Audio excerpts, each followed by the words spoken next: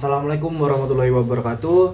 Saya Muhammad Arsyil Wardanu dan saya bersama tim saya yaitu Firdan Dani dan Rival Firdaus. Jadi di sini kita membuat aplikasi smart tracking kendaraan.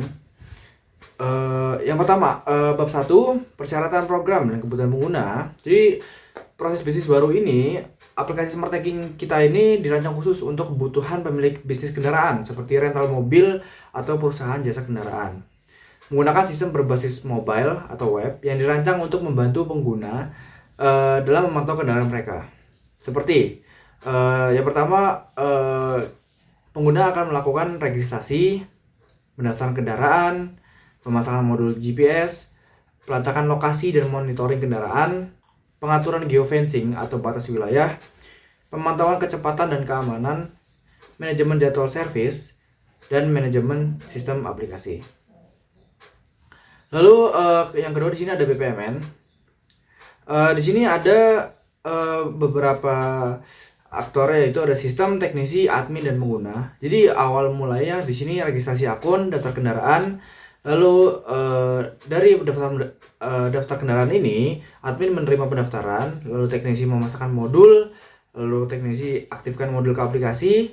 Nah, di sistem ini dia akan muncul pelacakan real time, riwayat perjalanan, monitoring kecepatan dan BBM, pengaturan geofencing, dan jadwal servis kendaraan. Nah, nantinya ini akan aktif di kendaraan. Aktifkan kendaraan di aplikasi, lalu pengguna ini siap untuk memantau kendaraan. Lalu bab 2, perancangan dan pengembangan. Di sini ada use case diagram. Yang pertama di sini use case-nya pengguna yaitu bisa login, dashboard, masuk ke dashboard, melihat daftar kendaraan, monitoring kendaraan secara real time, teknisi pemasangan modul, dan admin mengelola aplikasi dan pengguna. Spesifikasi use case ini pengguna itu login terlebih dahulu, lalu membuat akun. Yang sudah membuat akun di sini, lalu dashboard yaitu untuk menu-menu aplikasi yang ada di dalam dashboard, melihat daftar kendaraan apa saja kendaraan yang ada di aplikasi tersebut atau yang sudah ditambahkan oleh pengguna. Lalu di sini ada monitoring kendaraan secara real time, yaitu kita bisa memonitoring kendaraan ya sebagai pengguna, kita bisa memonitoring kendaraan secara real time mulai dari BBM, kecepatan, dan batas dia ada di wilayah mana itu bisa kita pantau. Lalu di sini teknisi, aktor teknisi di sini dia tugasnya memasangkan modul GPS pada kendaraan pengguna. Jadi di sini untuk mengaktifkan modul ini untuk terhubung ke aplikasi pengguna. Lalu di sini ada admin sebagai mengelola aplikasi dan pengguna. Lalu di sini admin itu mengelola data, laporan pengguna, dan teknisi. Dia itu melakukan manajemen data pengguna dan membuat laporan pengguna. Jadi dia tuh menerima laporan dari pengguna untuk pemasangan modul, dan dia membuat laporan pengguna untuk dikirimkan ke teknisi sebagai laporan dan data untuk ke teknisi mobil apa atau kendaraan apa yang akan dipasangi oleh teknisi. Lalu di sini ada activity diagram. Di sini activity diagram ini kita pertama pengguna masuk aplikasi, memiliki akun atau tidak. Nanti akan di sini akan register dulu. Kalau sudah memiliki akun, dia langsung ke login. Nah, di sini waktu login dia akan memeriksa email, password, benar atau tidak. Jika benar, dia akan menampilkan menu utama. Lalu di sini menambahkan kendaraan baru atau melihat list kendaraan. Nah, jika di sini pengguna ingin menambahkan kendaraan, maka di sini akan menampilkan form pengisian data kendaraan. Lalu jika tidak, dia akan melihat list kendaraan di sini. Oke, jadi apakah kendaraan sudah terpasang modul? Jika belum, maka pengguna akan menghubungi admin untuk pemasangan modul. Nah, di sini ada cara-cara atau activity diagram di sini.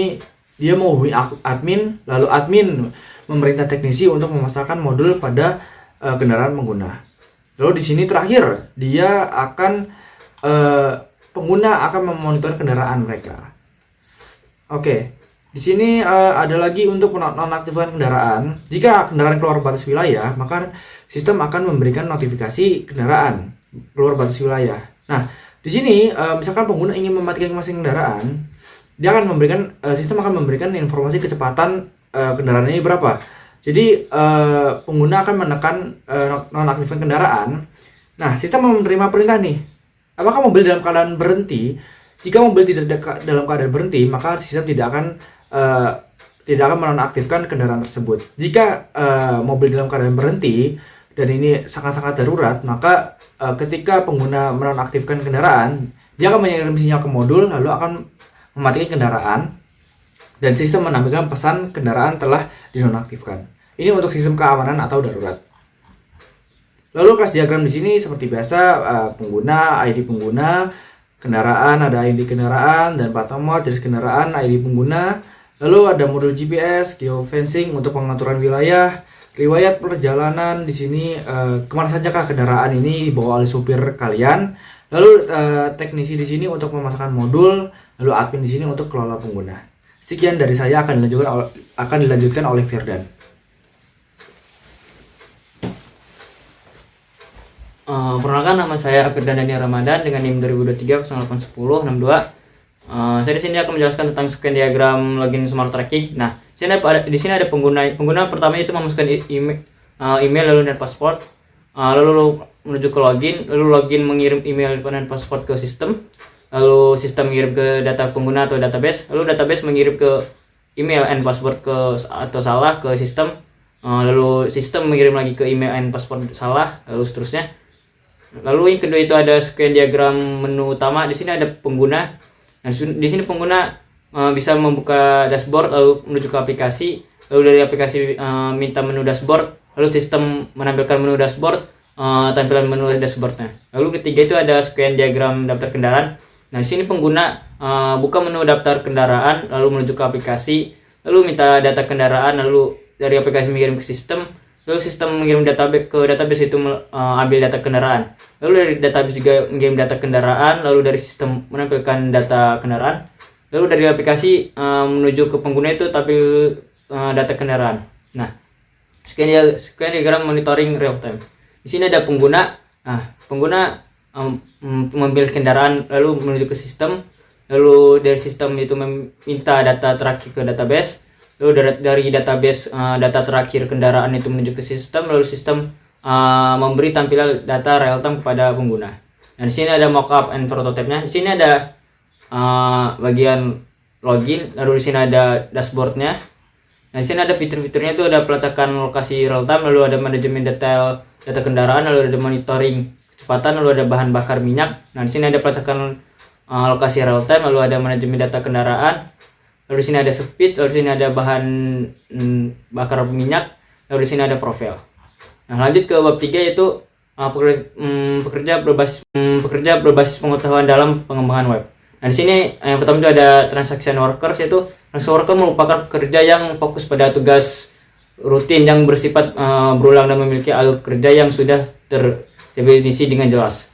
Lalu ada integration worker, yaitu integrator worker memiliki peran dalam menghubung berbagai komponen dalam sistem aplikasi sehingga seluruh modul dapat berinteraksi dengan lancar. Tugas mereka itu bersifat lebih kompleks karena menuntut pemahaman menyeluruh terhadap proses bisnis dan dokumentasi teknis. Lalu di sini ada expert worker, yaitu pekerja ahli adalah individu yang memiliki pengetahuan, keahlian dan pengalaman mendalam dalam bidang spesifik. Mereka sering kali dipanggil untuk menyelesaikan masalah yang kompleks. Lalu di sini ada collaboration worker, yaitu pekerja collaboration adalah individu yang memfasilitasi dan meningkatkan kerja tim dan berbagai pengetahuan di antara anggota tim atau departemen. Mungkin sekian presentasi dari kami. Jika ada kesalahan, mohon maaf. Wassalamualaikum warahmatullahi wabarakatuh.